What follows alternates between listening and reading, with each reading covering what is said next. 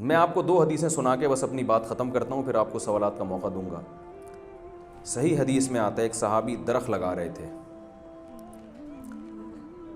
رسول اللہ صلی اللہ علیہ وسلم نے ان سے پوچھا کیا کر رہے ہو؟ ان صحابی نے کہا یا رسول اللہ میں درخت لگا رہا ہوں۔ آپ نے فرمایا کہ تمہیں کیا پتہ کہ یہ درخت تمہاری زندگی کے ساتھ وفا بھی کرے، 5 سال بعد یہ پھل دے گا، تمہارا کیا بھروسہ کہ 5 سال بعد زندہ رہو گے بھی نہیں رہو گے؟ تو یعنی اس میں آپ نے گویا درخت لگانے کی حوصلہ شکنی کی ہے۔ اس حدیث سے پتہ چلتا ہے چھوڑو دنیا، درخت لگانا، پودے لگانا اور یہ کیا ہے دنیا داری ہے۔ وہ میں ایبٹ آباد میں تھا تو وہاں ہمارے ایک دوست تھے، میزبان تھے نا، جب میں سونے کے لیے لیٹا تو انہوں نے، آپ کو پتہ ہے ان علاقوں میں شاعری بہت ہوتی ہے، دروازوں پہ بھی تکیوں پہ بھی، تو میں جب سونے کے لیے لیٹا تو رات کو نا بستر کے تکیے پہ شعر لکھا ہوا تھا بڑے خوبصورت دھاگے سے، آگاہ اپنی موت سے کوئی بشر نہیں، سامان 100 برس کا پل کی خبر نہیں۔ تو میں نے اس سے کہا یار یہ اتنا خطرناک شعر کم از کم تکیے پہ تو نہ لکھو۔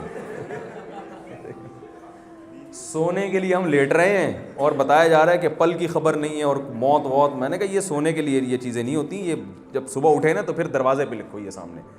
نیند تو کم از کم آدمی کو، جس کو پتا ہو کہ پتہ نہیں میں صبح اٹھوں گا کہ نہیں اٹھوں گا، وہ تھوڑی آرام سے سو سکتا ہے۔ میں نے کہا شعر بہت اچھا ہے مگر یہ اس کا موقع نہیں ہے۔ تو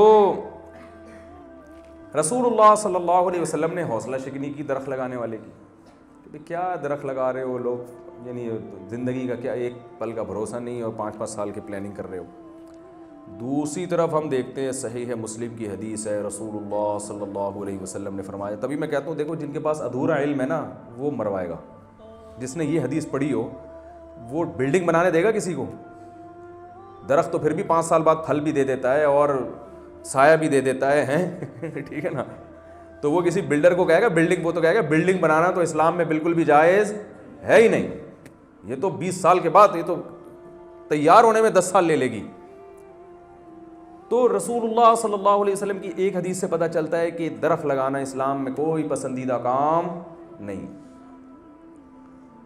دوسری حدیث ہے صحیح مسلم کی حدیث ہے، رسول اللہ صلی اللہ علیہ وسلم نے ارشاد فرمایا جس شخص نے درخت لگایا جب تک چرند پرند بھی اس درخت سے کھاتے رہیں گے اس کو ثواب ملتا رہے گا، مرنے کے بعد بھی جب تک درخت رہے گا نا، موت کے بعد بھی اس کا ثواب، اس کو انسانوں کو فائدہ پہنچانے کا تو اور بھی ثواب ہے، اتنا کہ پرندے بھی اگر کھائیں گے نا تو بھی ثواب ملے گا اس کو۔ اس حدیث سے کیا پتہ چلتا ہے؟ درخت لگانے کی ممانعت ہے یا ترغیب دی جا رہی ہے؟ ترغیب دی جا رہی ہے۔ تو فرق صرف اتنا ہے کہ پہلا شخص درخت لگا رہا ہے صرف اپنے پیٹ کے لیے، پلاننگ کر رہا ہے 5 سال بعد کی، مقصد کیا ہے؟ صرف اپنا پیٹ۔ دوسرے کو جو درخت کی ترغیب دی جا رہی ہے اپنے کے ساتھ ساتھ انسانیت کی اور اللہ کی مخلوق کی بھی خدمت۔ یہ درخت ایک مثال ہے۔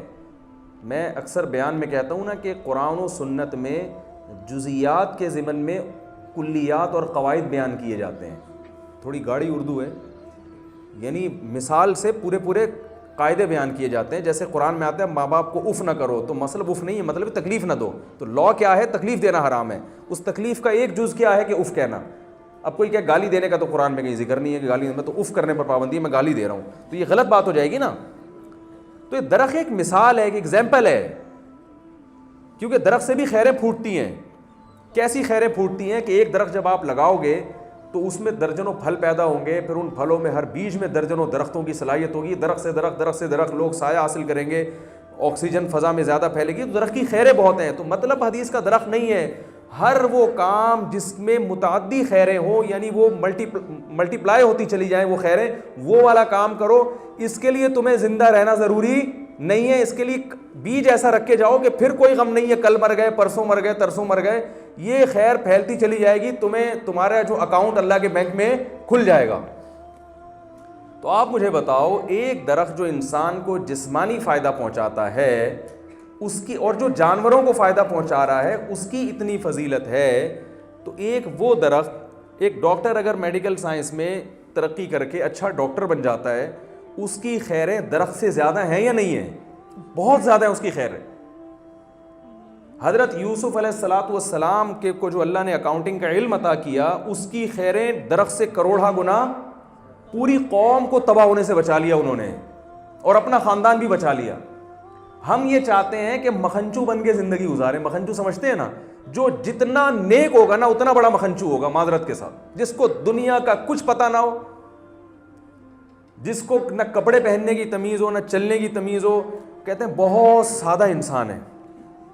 اتنا نیک آدمی کہتے ہیں میں نے اپنی زندگی میں کبھی بھی نہیں دیکھا، ہمیشہ فیل ہوتا ہے، اس کو پرواہ ہی نہیں ہے، اس کو الحمدللہ اللہ توکل پہ چل رہا ہے، اس کو اللہ کا شکر ہے کسی چیز۔ ہمارے فرمایا کرتے لوگ کہتے ہیں نا ہمارے پیر صاحب بہت سادہ ہیں، تو مطلب یہ ہوتا تھا کہ بہت احمق ہیں، بے وقوف ہیں، یعنی ان کو کچھ پتہ ہی نہیں ہے کہ دنیا میں ہو کیا رہا ہے۔ تو بھائی اگر کچھ چاہتے ہیں کہ اللہ کی نظر میں کچھ بن جائیں، کچھ مقام حاصل کر لیں، تو انسانیت کی خدمت کے جذبے سے، ملک اور قوم کی خدمت کے جذبے سے، آپ جس لائن میں ہیں، لائنیں بہت ساری، پہلی بات صحیح لائن کا تعین کرنا ہے آپ نے۔ نبی نے درخت کی مثال دی ہے جس میں خیر ہی خیر ہے، درخت میں شر نہیں ہوتا، نقصان نہیں ہوتا، درخت میں فائدے ہی فائدے ہیں، درخت کا کوئی نقصان آج تک سامنے نہیں آیا سوائے چند مخصوص درختوں کے جو کاربن ڈائی آکسائڈ ہوا میں پھینکتے ہیں یا وہ زمین کا پانی سارا چوس لیتے ہیں، لیکن درخت نارملی فائدہ ہی پہنچاتا ہے نا درخت۔ تو درخت کی مثال اس لیے دی گئی ہے کہ آپ نے ایسے شعبے کا انتخاب کرنا ہے جس میں محنت کم ہو اور اس کا آؤٹ پٹ زیادہ ہو۔ ایجوکیشن کی لائن میں اس شعبے کو سیلیکٹ کرنا ہے جس میں آپ کی محنت کم ہو اور فائدہ زیادہ سے زیادہ۔ دیکھو ایک آدمی نیمبو کی پیٹیاں، وہ مالٹے کی پیٹیاں لے کے لوگوں میں صبح شام بانٹتا ہے، اور ایک درخت لگا دیتا ہے۔ محنت درخت لگانے والے کی کم ہے، لیکن وہ ہمیشہ کینو پھینکتا رہے گا، درخت جو ہے نا ہمیشہ دیتا رہے گا۔ محنت اس کی کم ہے لیکن فائدہ اس کو زیادہ ہے۔ درخت کی مثال اس لیے دی جا رہی ہے کہ اس میں محنت کم ہے، آؤٹ پٹ اس کا بہت زیادہ ہے۔ تو درخت کی مثال میں دو چیزیں آپ کے سامنے آ گئی ہوں گی انشاءاللہ۔ ایک تو یہ کہ آپ نے ایسے شعبے کا انتخاب کرنا ہے جو انسانیت کے لیے مفید ہو۔ اب اگر آپ مصور بن رہے ہیں، اس کا انسانیت کو کوئی خاص فائدہ، میں تو اسکولوں پہ حیران ہوتا ہوں، ماتم کرنے کا دل چاہتا ہے۔ ڈرائنگ کی کتابیں اور کلر کے ڈبے خرید کے ادھواں ہو گیا ہوں میں۔ پتہ نہیں کیا کرا رہے ہیں بچوں کو یار، ڈرائنگ پہ کیوں اتنا فوکس، کیا کرنا ہے اس نے کیلے میں پیلا رنگ بھر کے؟ اب یہی ہو رہا نا اسکول میں، او لیول اے لیول اسکولوں کی بات کر رہا ہوں۔ ابھی تو میں تھپڑ مارنے والا تھا بچوں کو، بچ گئے میرے ہاتھ سے۔ ہر تھوڑی دیر میں آ جاتے ہیں کہ ابو وہ چاہیے ہمیں، اسکول میں کہا ہے کہ وہ یلو کلر لے کر آؤ۔ کیا کرنا ہے؟ وہ بنانا میں بھرنا ہے۔ کیوں بھرنا ہے؟ اس سے کیا ہو جائے؟ اس قوم کی کیا خدمت ہو رہی ہے بھائی اس سے؟ ایپل میں ریڈ کلر بھرنا ہے اور اس میں یہ ڈرائنگ میں ماہر۔ بھائی ڈرائنگ میں مہارت سے قوم کو کیا فائدہ ہوگا؟ اگر تھوڑا بہت فائدہ ہو بھی جائے تو وہ محنت زیادہ ہے، فائدہ کم ہے، لیکن اسکول والے کر رہے ہیں۔ پوئم پہ زور ہے زیادہ، کچھ بچے کچھ پوئم سیکھ لیتے ہیں، ماں باپ سمجھتے ہیں ہمارا بچہ فرفر انگلش بولتا ہے۔ وہ بھائی وہ اتنی بولتا ہے بس اس سے آگے نہیں بولے گا وہ۔ ہمارا تو ایجوکیشن سسٹم بالکل برباد ہے، اس سے کریٹو سوچ رکھنے والے پیدا ہو ہی نہیں سکتے۔ جو ہمارے ملک میں بڑے بڑے سائنسدان پیدا ہوئے ہیں نا، یہ اسکولوں کے باغی تھے، ڈاکٹر عبدالقدیر خان جیسے جو سائنسدان ہیں، یہ ان اسکولوں والے ماحول سے پڑھ کے نہیں، اپنی صلاحیتوں کی بیس پر ہوئے ہیں۔ یہ بھی بات آپ لوگوں سے کبھی چھاؤں میں بیٹھ کے کرنی کی ہے کہ آپ لوگ کچھ اسکولنگ پہ بھی محنت کریں، جن کو اللہ نے صلاحیت دی، اپنے اسکولوں کا جال بچھائیں پورے ملک میں۔ کوئی ایسا ایجوکیشن سسٹم ہو کہ جس میں آپ کی مرضی کا سلیبس ہو، اور اس میں جو ہے نا یہ جو گند چل رہا ہے نا ہمارے معاشرے میں، یہ اس سے کچھ بھی نہیں حاصل ہونے والا۔ یہ عجیب نظام ہے، گندا نظام ہے، صلاحیتیں برباد ہو رہی ہیں۔ ہمارے ایک رشتہ دار ہیں، انہوں نے اپنے بچوں کو اسکول میں نہیں بھیجا، خود گھر میں پڑھایا۔ 3 سال میں ان کے بچے اتنا کچھ سیکھ چکے تھے جو ایک 9th اور 10th کلاس کے بچے کو آتا ہے۔ وہ ہوم اسکولنگ کی بھی آج کل ورکشاپ ہو رہی ہیں، ڈاکٹر ذیشان احمد کا بھی وہ بھی ورکشاپ، آپ اس کو بھی اٹینڈ کریں تو آپ کو پتہ چلے گا کہ یہ اسکولوں میں کتنا وقت برباد ہو رہا ہے۔ تو خیر، تو پہلی بات یہ کہ آپ نے ایسے شعبے کی سلیکشن کرنی ہے جس میں فائدہ قوم کو زیادہ ہو۔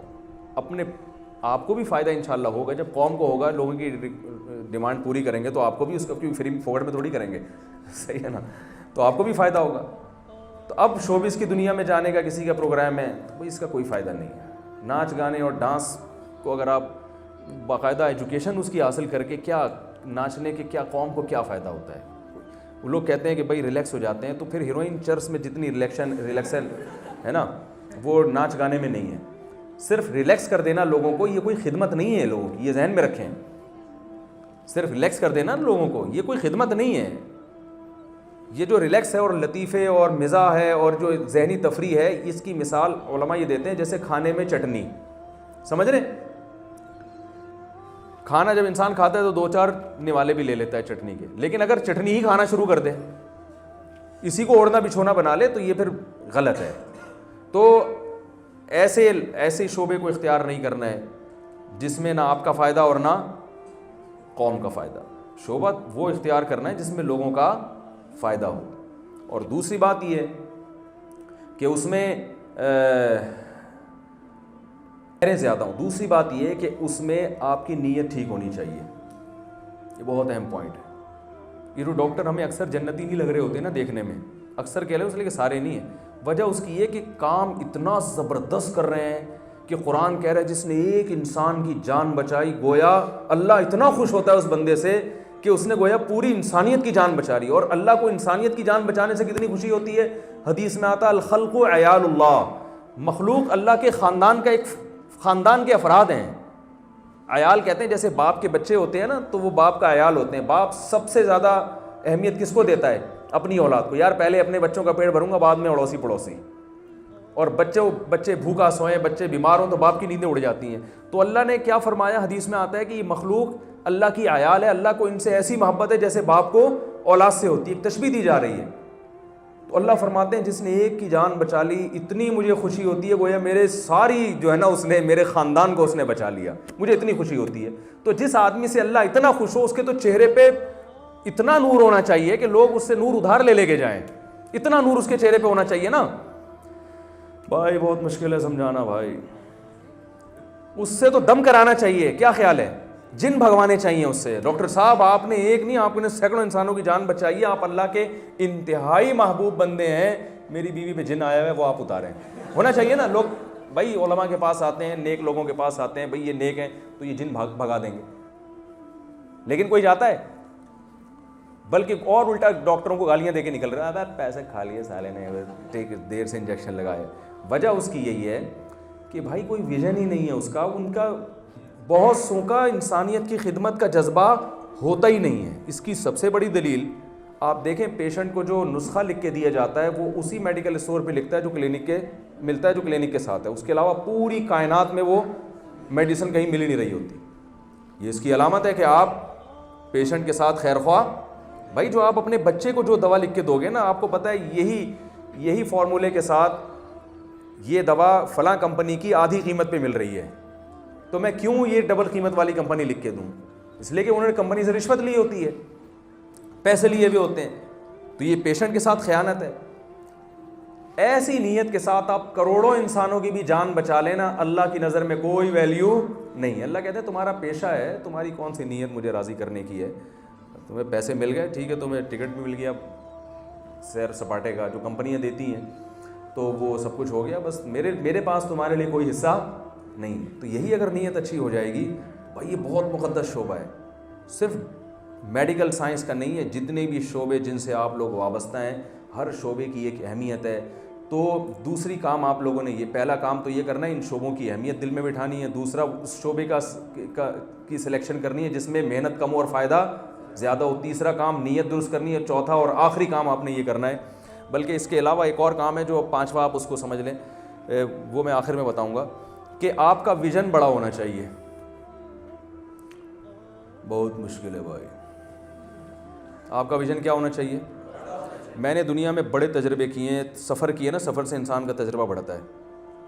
میں نے چھوٹے چھوٹے تاجر بھی دیکھے ہیں, گول گپے والے, جو 20 سال سے گول گپے بیچ رہے ہیں اور وہی بیچارے جھونپڑی میں رہ رہے ہیں. اور میں نے ایسے تاجر بھی دیکھے ہیں جو کچرا چنتے تھے, کچروں سے کیلیں تلاش کر کے لوہا بیچتے تھے, اور آج کروڑوں میں کھیل رہے ہیں. فرق کیا تھا؟ ایک کا ویژن تھا کروڑوں کا, اور ایک کا ویژن تھا کہ ایسے 2 گول گپے کی ریڑیاں مجھے اور چاہیے. یعنی اس کا بہت بڑا ویژن یہ تھا کہ آج میرا ایک گول گپا ہے, کل انشاءاللہ 20 سال کے بعد میری 3 ریڑیاں ہوں گی گول گپے کی. تو وہ 2 پہ بھی آ گیا تو خوش ہوتا ہے, چلو 3 کو اچیو نہیں کیا, یہ ٹارگٹ تو ہم نے 2 تک تو ہے بھائی پہنچ ہی گئے.